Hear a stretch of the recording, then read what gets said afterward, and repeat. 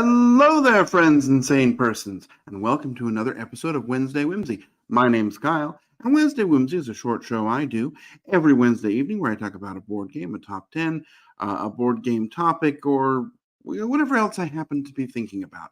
And this week, it's time for a special week because, of course, it is time for the quarterly Quountdown. For those of you who've not yet experienced one of these, the quarterly Quountdown is the show that I do every quarter where I talk about the 5 best new to me games that I experienced during the preceding 3 months.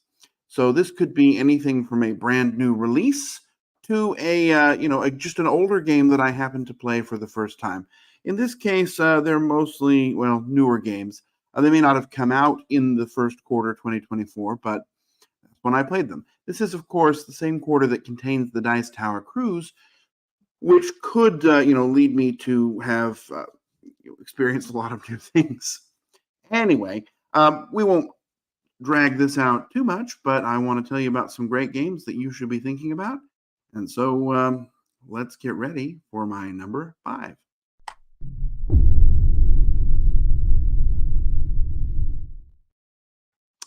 All right, my number 5 was a big release, one of the big releases of 2024. It was hyped up and very excited. Lots of people were very excited for it.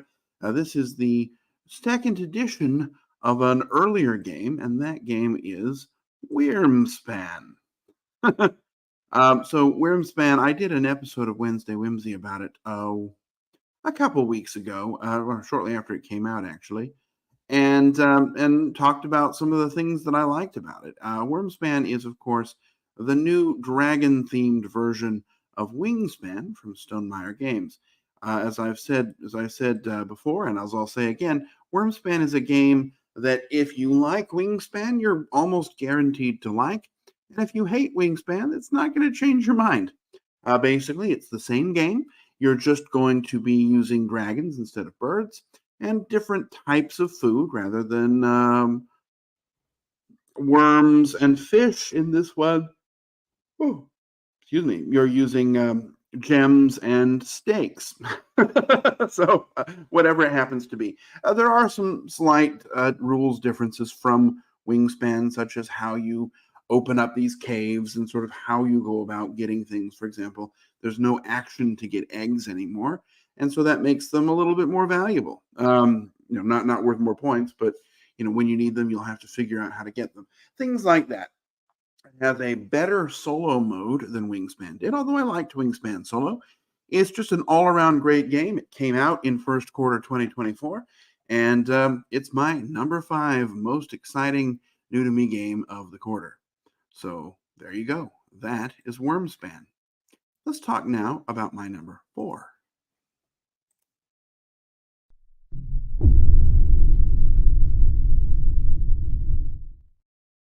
Number 4 is one I have not done a Wednesday Whimsy on, and oddly enough, I don't I've played the game a lot, but I haven't finished it because, of course, this is a campaign, and that game is called Agimonia. Agimonia is a really interesting campaign where it's sort of your traditional dungeon crawler type game. You are some sort of a hero, and you're going around experiencing various story beats. You have this character here. You'll have all kinds of special abilities that you'll eventually unlock. You'll do combat, which is going to be rolling dice, and sort of an interesting mechanism in the game is you'll see these colors over here. You have to select which kind of ability you want to use, and then you're going to flip over a card, and that will give you the turn order. So the enemies come in 3 colors, and your abilities come in 3 colors, and you're going to go based upon what this card tells you. So you might go earlier or later. Generally, reds are faster than blues, which are usually faster than greens, I think. Anyway, as the story progresses, you're going to level up. You'll get new special abilities. Your life will increase. You'll go through and make choices. There's branching paths. You can surrender to dark powers, or you can do the work of the angels. Whatever you want. It's a very vibrant story. I think there's probably somewhere around 40 scenarios in the box, although you won't play all of them. Some of them will branch out. Some of them are really puzzly. Some of them are very action heavy. Either way, it's a very interesting fantasy world.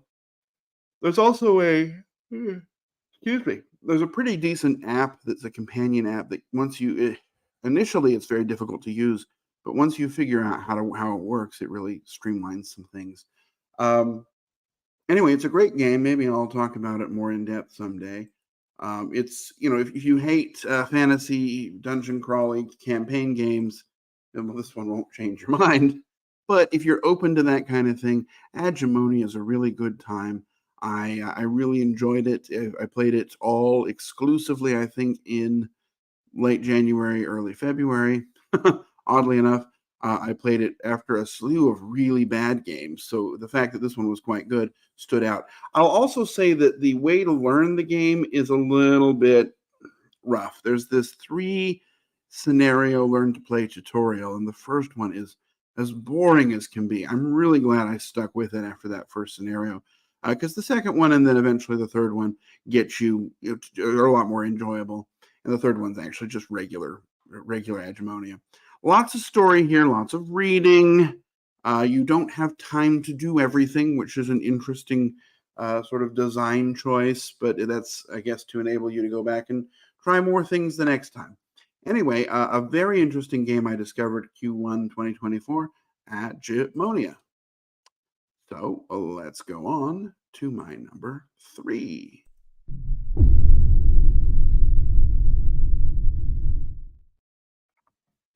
My number 3 is a game that was on Kickstarter ages ago. And that game is, I guess it's already shown up, is the Seventh Citadel. I don't remember when this Kickstarter happened. I mean, it was a long time in the past. It's got this choice for a box cover. But what it is it's basically a redone version of the Seventh Continent. The Seventh Continent was, when it came out, a groundbreaking adventure game. You would sort of flip over these cards, and that would be your map. And then you got to the edge of the card, and you'd have these explorations, which would be random events that could happen. And then the next card, it would have an arrow and a number, and it would tell you what the next card to go to is. And then there were secret numbers you could find. And then ultimately, what would happen though is you would be turned loose on this island with some sort of a very vague quest.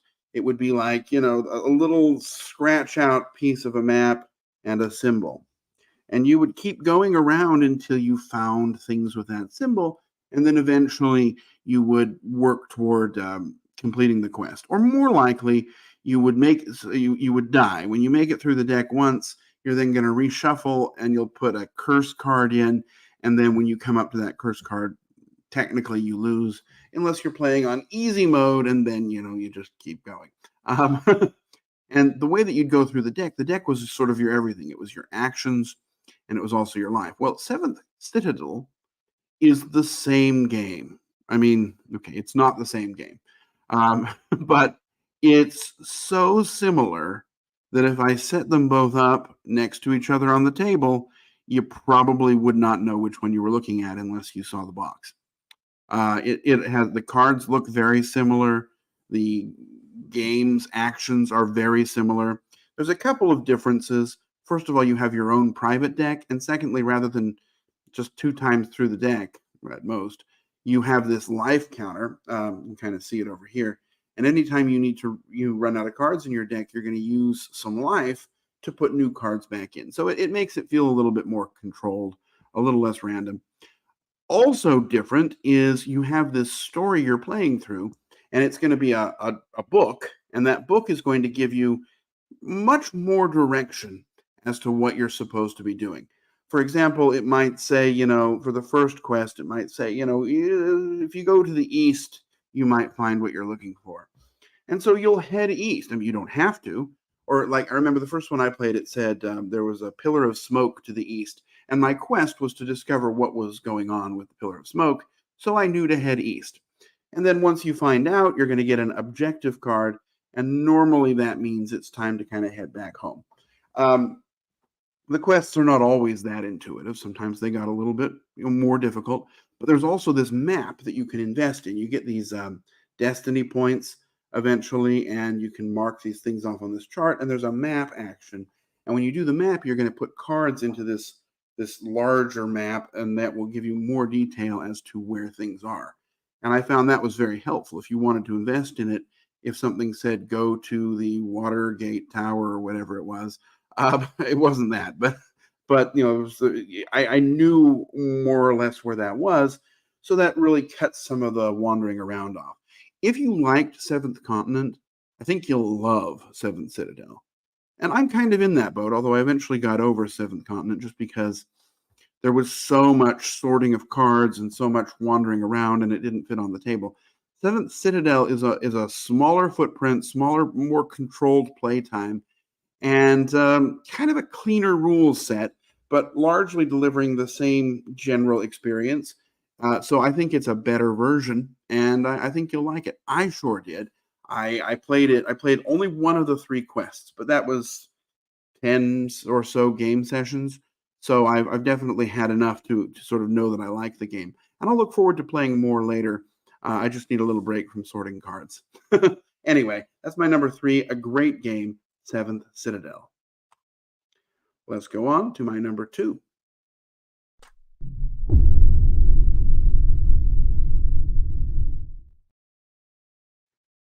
My number 2 is a game I have done a Wednesday Whimsy about, and it is a game that I discovered on the Dice Tower Cruise. It's the first of these games I discovered on the Dice Tower Cruise. I guess spoilers there. This game is just, I remember not being all that intrigued by it, but once I played it, I was hooked. This game is Forest Shuffle. Forest Shuffle is a game, it's a card game. You can go watch the episode of Wednesday Whimsy I did when I talked about it. But it's a small card game where you're building a forest. And the forest, you're going to place down trees, and then you're going to put animals to live to the left and right of the trees and above and below. And everything is going to score based upon what else you have. It's just all about building combos, building scoring chains that are going to work well for you, trying to capitalize on bonuses that cards give you, because if you're able to pay for cards with the right type of what you do to pay for cards is discard cards, but if they're the right type, you're going to get some kinds of bonuses. It's just a very interesting game, but the rules are so simple. On your turn, you're going to draw 2 cards or play 1, and then it's the next person's turn, and it's just a fantastic experience. The artwork is gorgeous, and the game itself is even better. A game I just loved in the first quarter, Forest Shuffle. And so that leaves us with our number 1. The number 1 game I had for first quarter 2024 is